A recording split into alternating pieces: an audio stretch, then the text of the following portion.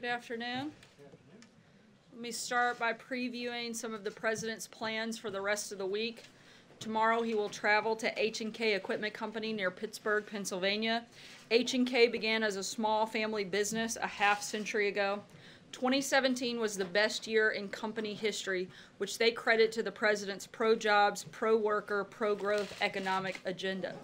Thanks to the passage of the Trump tax cuts, H&K will now be able to expense 100% of the investments they make in new equipment in the same year they buy it. According to H&K, this means their investments back into the company will be 50% higher than this last year. That means millions of dollars will be invested in growing their business rather than propping up the bloated government in Washington. When they buy more trucks and equipment for their rental fleet, they hire more technicians to service them, buy more service vehicles to transport those techs from customer site to customer site, and buy more parts from their suppliers to keep the rental fleet running. All of this economic activity, spurred by the tax bill, will result in more jobs, higher wages, and a brighter future. The President looks forward to spending time with some of the workers who are reaping the benefits of the tax cuts and reforms, and we know this is just the beginning. On Friday, we're excited to announce that the President will become the first sitting president to address the March for Life from the White House live via satellite. This will take place from the Rose Garden. The President is committed to protecting the life of the unborn, and he is excited to be part of this historic event. Now we have a guest here with us today from the Department of Justice. Ed O'Callaghan is here to discuss the Section 11 report, which was released yesterday by the Department of Justice and the Department of Homeland Security. I won't steal Mr. O'Callaghan's thunder, but this report highlights the urgent need for Congress to adopt the immigration reforms identified in the administration's priorities. I'll bring him up now so he can make a statement, answer a couple of questions, and as usual, I know you will all be on your best behavior and ask him questions on this topic only, and then I will be happy to come back up and answer other questions on News of the Day. Ed?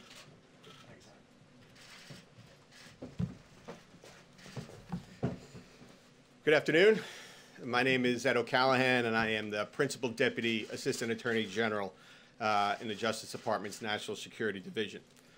In my capacity as Principal Deputy, I assist the Acting Assistant Attorney General in the supervision of the 350 dedicated investigators and prosecutors who carry out the Department's highest priority, protecting the United States from threats to our national security. I've been with the National Security Division since November of last year. Previously, from 1999 to 2008, I was an Assistant United States Attorney in the Southern District of New York. From 2005 to 2008, I was co-chief of the Terrorism and National Security Unit in the Southern District of New York. And some of the cases I worked on, of course, during that time included the investigation into the 9/11 attacks that occurred while I was an Assistant United States Attorney in the Organized Crime and Terrorism Unit of the Southern District of New York. I appreciate the opportunity to speak with you today about yesterday's release of the Department of Justice and Department of Homeland Security Section 11 report. The report, titled after Section 11 of President Trump's Executive Order 13780, Protecting the Nation from Terrorist Entry into the United States, was a collaborative effort between the DOJ and DHS to respond to EO 13780's directive to provide information to the American people regarding the number of foreign nationals charged with or convicted of terrorism-related offenses or removed from the United States based on terrorism-related or other national security reasons. The Justice Department's National Security Division maintains a list of individuals convicted of international terrorism-related charges in U.S. federal courts between September 11, 2001 and December 31st of 2016. As indicated in the report, as of December 31st of 2016, there are 549 individuals on that list of convictions of terrorism, international terrorism-related offenses. A subsequent DHS analysis of those 549 individuals convicted of international terrorism-related offenses determined that approximately 73%, or 402 of these 549 individuals, were foreign-born. A further breakdown of the U.S. citizenship status of these individuals at the time of their respective convictions shows that 254 were not United States citizens, 148 were foreign-born naturalized and received U.S. citizenship, and 147 were U.S. citizens by birth. I'll point out that one of the cases that's highlighted in the Section 11 report refers to a defendant who we convicted in the Southern District of New York named Uzair Paracha. Mr. Paracha came into the United States, I believe, in 1980 as a family member of a legal permanent resident. Mr. Paracha was ultimately convicted of providing material support to Al-Qaeda. It's a case that I supervised when I was chief of the terrorism unit in the Southern District of New York.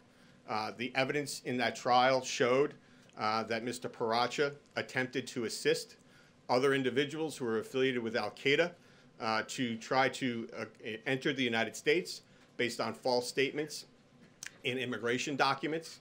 And in fact, Paracha assisted and took on the persona of one of the individuals who he was attempting to try to get back into the United States to commit terrorist acts here. The individual statements provided by that individual demonstrated that he was attempting to come back into the United States to commit attacks on gas stations in New York, my hometown. And by the fact that we were able to prosecute Paracha, it stopped that attempt to engage in additional terrorist attacks here in the United States.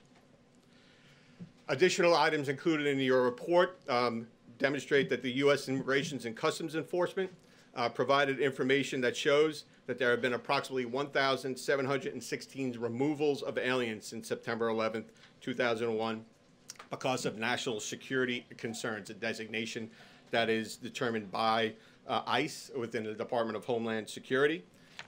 Obviously, there are certain times where, although there are national security concerns about foreign-born individuals who are in the United States, a federal prosecution for one reason or another is not the suitable way to go about dealing with the threat posed by that individual. So the immigration authorities have other tools at their disposal, one of them being the removal tool, which is cited by ICE in the Section 11 report. It is the case that the threats to our national security are not showing any signs of relenting. In fiscal year 2017 alone, DHS encountered 2,554 individuals on terrorist watch lists, formerly known as the FBI's terrorist screening database.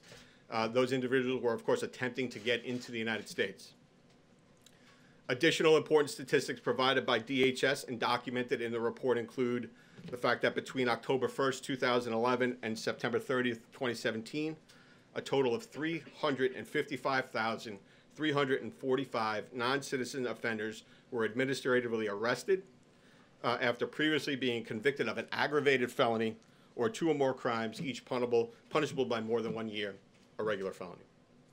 During that same time period, according to DHS, 372,098 non-citizen offenders were removed from the United States after conviction of an aggravated felony or two or more felonies.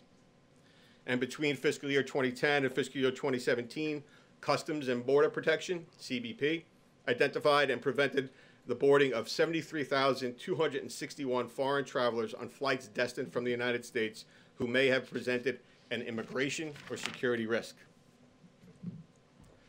In a statement yesterday about the report, Attorney General Sessions indicated that there are currently thousands of terrorism-related investigations into thousands of people in the United States, including hundreds of people who came here as refugees.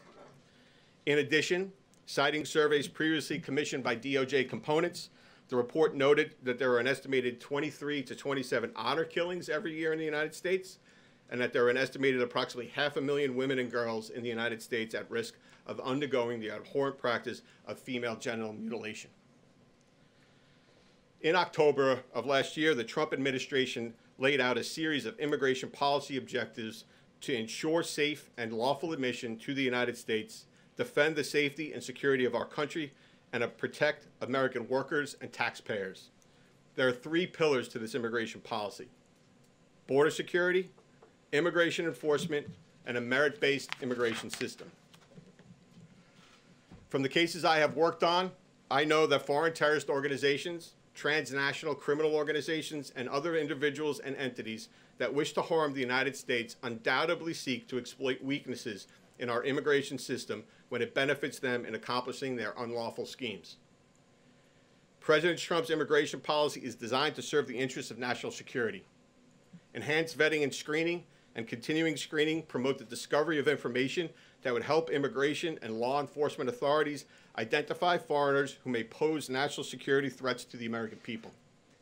Rather than basing admission decisions on programs that lack accountability, like diversity visa lotteries and extended family chain migration, adopting a merit-based system rewards skills and qualities that include, but are not limited to, education, English language proficiency or fluency, and/or job skills. As a prosecutor tasked with protecting our nation's security, I know some of our cases have involved exploitation of vulnerabilities in our current immigration system. The Attorney General is committed to restoring law and order in our immigration system so that we can address and work to eliminate the vulnerabilities that can be exploited by those seeking to undermine our public safety. Those are my brief remarks. I'm happy to take some questions. Sir, in the middle. Thank you. Do you find it alarming that more than 25% of people convicted of international terrorism-related charges were natural-born U.S. citizens, and what is the administration doing to address that issue? So the Department of Justice's enforcement of the international terrorism laws are focused on the conduct that is found to be committed by individuals, no matter where they're born. The statistics that you have for the first time compiled in this way in response to the executive order and directives therein demonstrate that the international terrorism offenses that we have prosecuted in the National Security Division and achieved convictions on, that there's 73% of foreign born. We're going to prosecute anyone that we can make cases against that are posing threats to the national security of the United States. The statistics that are brought before you in the Section 11 report respond directly to the directive in the executive order about international terrorism offenses, and now those are the statistics that my division, the National Security Division, keep. Mr. Collins. Sir, in the middle. Thank you. Thank you, sir. Thank Yeah, you. my question Go is. ahead. Okay. Thank you. You're next. Yeah. Very simply this, has there been any change in the administration's stated policy about using Guantanamo in dealing with international terrorists? No. I'm not aware of any change in the administration's stated use of the Guantanamo. The administration is committed to enforcing our terrorism laws and any law that we can against anyone who will present harm or threats to the United States. There are considerations as to how any potential case may be addressed so that any threat that is posed by any individual is neutralized. The administration and Attorney General Sessions are committed to consider all options as to how we can neutralize any threats posed by anyone that may fall into a terrorism category. So Guantanamo is still going to be around for a while, and there's no plans to close it at all? I'm not aware of any administration plans with respect to Guantanamo. I can tell you it's still around. Sir. Thank you. I'm hoping you can explain some of your logic here a little further, because you talked about the immigration system and reforming the immigration system to protect Americans in the United States. But a lot of the crimes that you're using as examples to justify changing the immigration system are crimes that were attempted crimes or would have taken place outside the United States, people wanting to travel outside the United States to fight, providing support to fighters outside the United States. And I understand there's a nexus there with U.S. forces in those regions, but if the point is to reform the immigration system to protect Americans, can you provide more information, more statistics that show doing so would have prevented people from coming in who committed more crimes inside the United States? Do you have maybe better examples that fit what you're trying to say?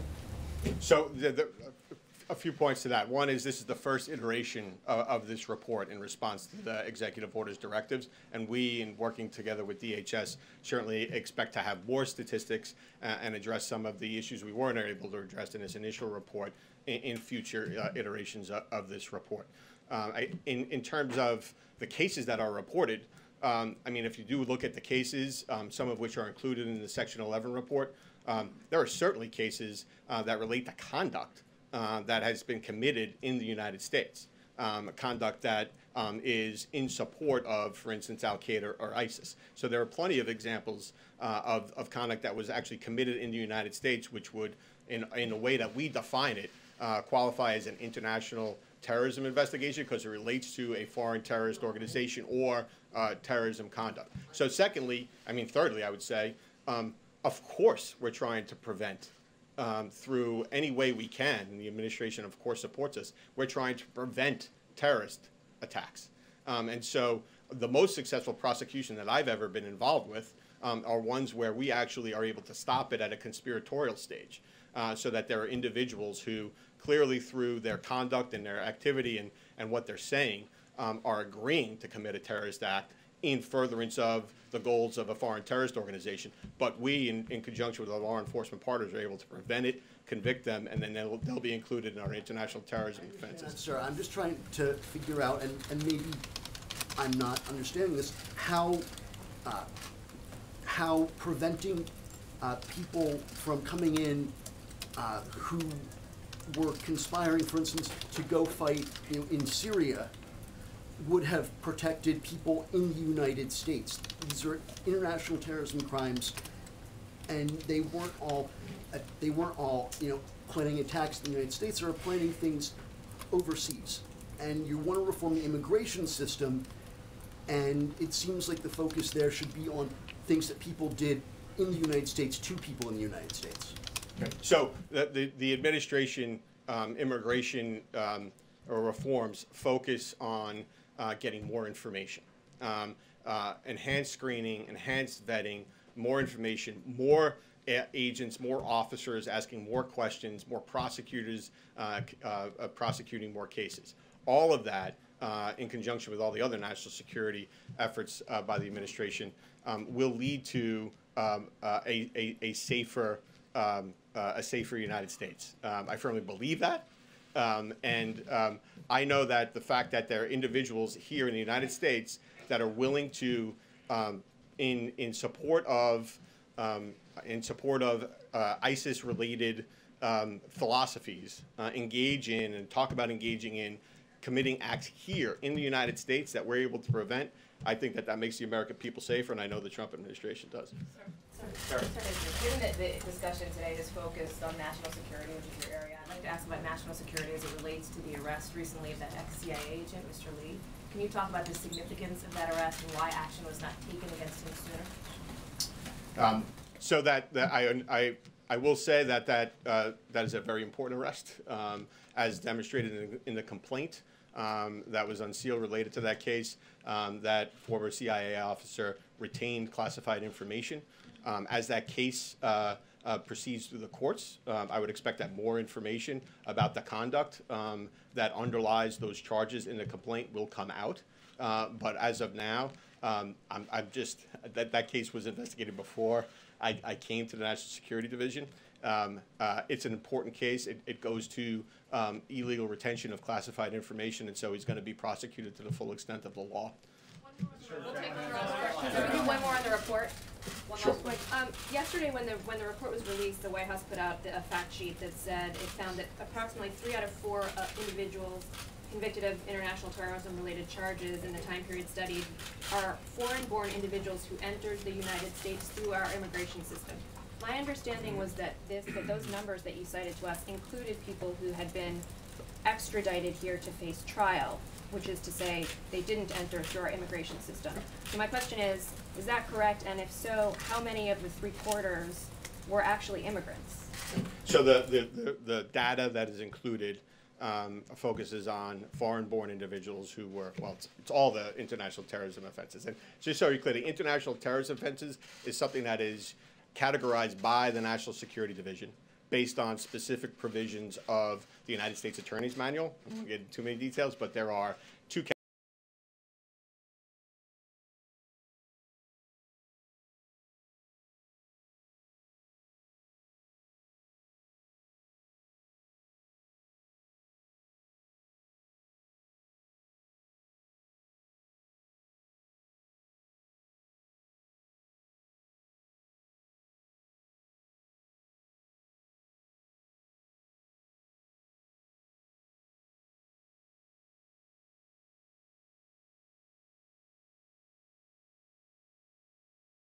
those offenses like false statements or obstruction of justice that are committed in that include U.S. citizens. There is, undoubtedly, because I've been involved in a lot of the cases, certain number of those foreign-born individuals who have been brought into the United States by extradition or otherwise to face charges.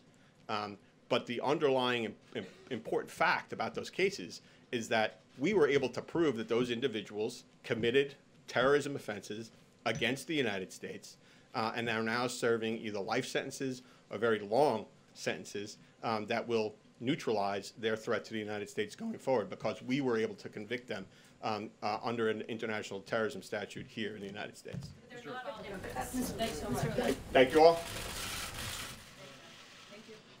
Thank you, Mr. O'Callaghan. We'll save time and we'll jump straight into questions today. Sagar, go ahead. Great. Sarah, there have been some suggestions in the media today that the president does in fact suffer from heart disease, that his weight is larger than was indicated yesterday. Does the White House stand by Dr. Jackson's report? Absolutely.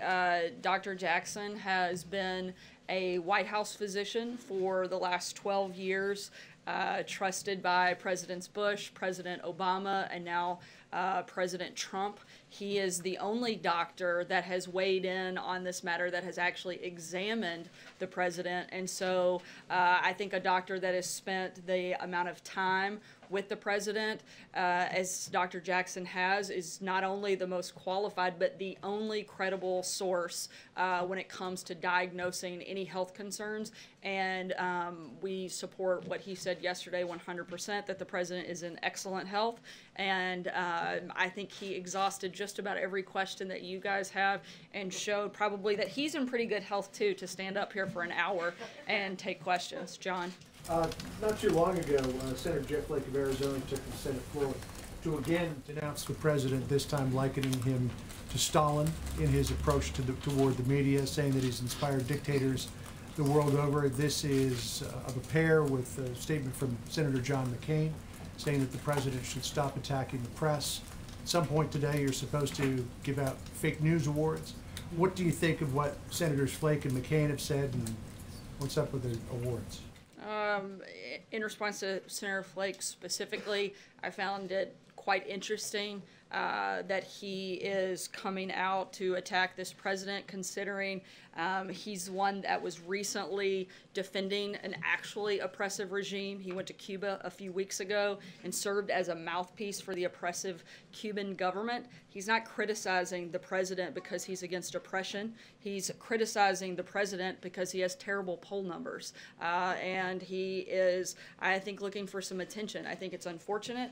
And certainly, I think our position here at the White House is that we welcome access to the media every day. I'm standing right here taking questions. The president does so regularly, and to act as if we're anything but open to that back and forth exchange is utterly ridiculous. What about Margaret? following on what Senator McCain said and then the awards today? I haven't had a chance to read all of what Senator McCain said. And the awards? We'll keep you guys posted. It'll be something later today, Margaret. We'll be looking for that. Sarah. I know you're all waiting to see if you are big winners, I'm sure. Indeed. There's been frustration from both Republicans and Democrats who were in the room yesterday with Steve Bannon when he was being asked about some of the claims that he's made about this administration and the president's family. But specifically, some of the criticism has been aimed at the White House because of guidance that has supposedly been given as to what can and cannot be said, specific topics that are off limit, and the scope of executive privilege.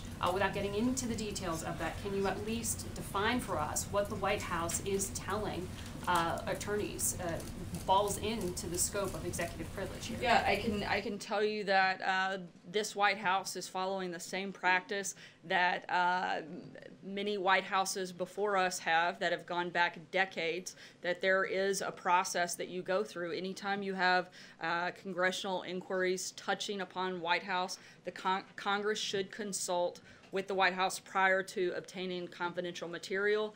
This is part of a judicial recognized process. We want to follow through that. We've been fully cooperative with the ongoing investigations, and we're going to continue to do so. And we encourage the committees to work with us to find the appropriate accommodation in order to ensure Congress obtains all the information that they're looking for. But there's a process this works through, and it's not just isolated to this instance. Executive privilege is something that goes back decades because it's something that needs to be protected, whether it's during this administration or 120 years from now. We want to make sure we follow the process and the precedent, and that's all that's taking place here. The scope of that executive privilege, not just the time in the administration, but time after and time during the transition, is broader than it has been in past administrations. I can't speak to the accurate? details of that. I can simply talk about the process and that we're following the same process and past practice of previous administrations. And are there alternate categories that the White House? Again, I can't get into the details. I can only discuss the process. Ashley. Thank you. Following on that question, there's a news report out today that Steve Bannon's attorney was relaying the questions he was asked by the Senate Intel Committee in real time to the White House. And so my questions are, who was he relaying the questions to? Is that something the White House specifically asked his attorney to do? And if so, why did the White House think that was a necessary step in handling Bannon's testimony? That's the same process that is typically followed. Sometimes they actually have a White House attorney present in the room. This time it was something that was relayed via phone, and again was following standard procedure for an instance like this, and something that will likely happen again on any other number of occasions, not just within this administration, but future administrations. Jordan. Thanks, Sarah. The House Republican leadership is proposing a funding bill that would provide the government funding through February 16th and reauthorize CHIP for 6 years. Is that a proposal that the White House supports?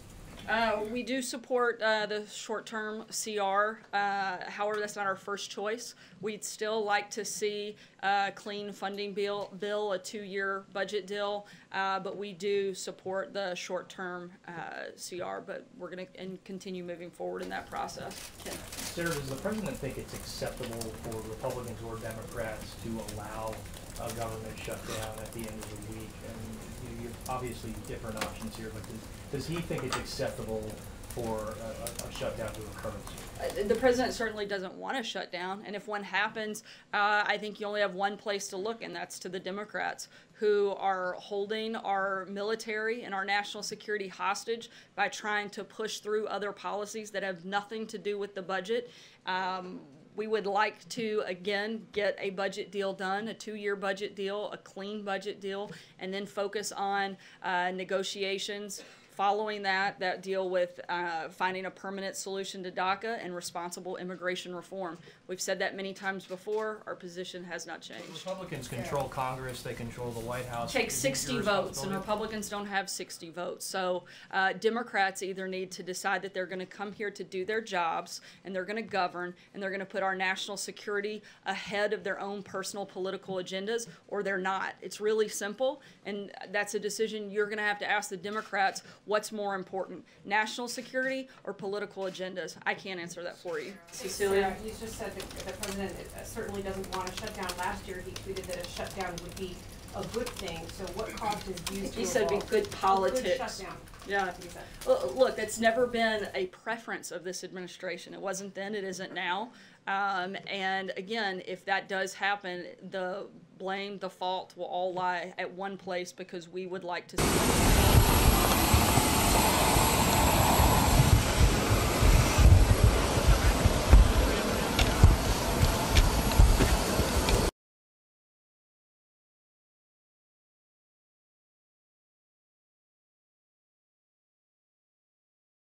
security assistance to the Islamabad government. And he said Pakistan does not want aid, but more importantly, and I quote, Pakistan wants respect, and Pakistan wants recognition of our work and our contribution and our sacrifices. Regarding the president's comment that Pakistan has responded to the aid with, quote, lies and deceit, he simply said, we won't dwell on that part because it's not beneficial to either party. Your response to Ambassador Chaudhry? Look, our position is firm that we believe that withdrawing that aid is important, and I would refer you to the State Department on anything beyond that.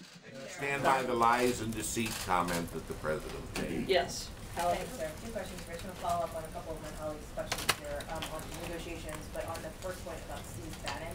Understood your points about process and how this all works, but sort of broadly, is the White House afraid of what Steve Bannon might say in these interviews? Not that I'm aware of. I think we've been pretty clear what our position is in regards to this entire process, that there was absolutely no collusion. But in terms of, what he might say, I can't answer that. I can't speculate on that. I can simply tell you that we're following the procedure, whether it was in this committee or any other committee down the road. This is a process that's important to protect, and that's what we're doing. And on negotiations, the president has talked about wanting to find a bipartisan solution. You said you want Democrats to come to the table. If there is a government shutdown in, 3 days from now, does the buck stop with President Trump? I'm not sure how it would. The president's laid out what he wants. He wants a budget deal. He wants to have Republicans and Democrats agree on a budget, and we're happy to talk about other things. But the budget should not be tied to a political agenda that the Democrats are driving. Those are two very separate things. Mike? There's some legal experts are suggesting that the subpoena for Bannon shows this investigation is becoming more aggressive instead of winding down. So a couple questions. Is the president prepared for this investigation to last into the months to come? And following up on Hallie, would you encourage Bannon to tell all, like his camp is saying he will, to Mueller? Look, as we've said, regardless of who it is, we're going to be fully cooperative with the special counsel and encourage everybody involved in the process to be fully cooperative. The first part of your question is, are we prepared? I think we've been dealing with this hoax for the better part of a year. If we have to endure the ridiculous's for another month, we can certainly handle it. Do the American people deserve that? No, I don't think they do. Stephen. In the interest of clarity, you've spoken of how the White House counsel's office has been involved in this process on the Hill. Has the White House, to this point, actually asserted executive privilege, or are you talking about the potential? I'm talking about the process. I can't go any further than that. Quick question on the CR. You speak of how the president would like to see a short-term CR passed. Is he going to lean on the fellow Republicans who are in the House Freedom Caucus to see to it that they vote for it? Like I just said, we support the short-term CR. Our preference is the longer 2-year budget deal, but we support the short-term. So the answer would be yes, that he will encourage the House Freedom Caucus to vote for it? Yes, like I said, we support the short term and think it is certainly better than not having that and having a government shutdown as the alternative. But again, our preference would be a longer term deal. Blake? Sarah, when you look at the calendar then, January 17th, the budget deal potentially that goes to February 16th, the DACA expiration is up March 5th. Does the president want to see a DACA deal get struck before the next CR would end, or is he willing to potentially take this up to the deadline in early March? Look, I think what we'd like to see happen is let's make a budget deal by Friday, and then let's come back to work aggressively on Monday and make a deal on DACA and responsible immigration reform. We'd like to do all of those things, and we'd be happy to do them quickly if Democrats are willing to work with us and get on board. You also are rolling out an infrastructure plan this month, so if the CR gets passed this week, is priority number one next week DACA or trying to get support together for infrastructure? Look, we very much want to get a deal done on DACA. That's a big priority for us right now, but we can certainly manage more than one thing at a time, as we're used to doing around here. And if infrastructure gets rolled out by the end of the month or the first part of next month, we'll certainly be working on that as well. Kristen. Sarah, thank you. This weekend, President Trump planning to go to Florida and apparently some celebrations for the 1-year anniversary of his inauguration. Is that appropriate if there is in fact a government shutdown, or would he consider changing his plans? Again, we hope that Republicans and Democrats will come together and that we'll have a budget deal. We still are focused on that being our top priority. If that doesn't happen and there's a schedule change, we'll certainly let you guys know. How does he see his role, Sarah, in getting the ball over the finish line? I know you're pointing the finger at Democrats, but bottom line, he's the president. So how does he plan to make sure this government stays open? Look, we're doing everything we can to encourage members from both sides to make sure that we get a deal. The president has made very clear that his #1 priority is our national security and fully funding our military, and that would be obviously something of utmost importance. And I would think that Democrats should share that same passion and priority as the president, and hopefully we don't have to, go through this process come Friday. I'll take one last question. Lou, go ahead. Thank you, Sarah.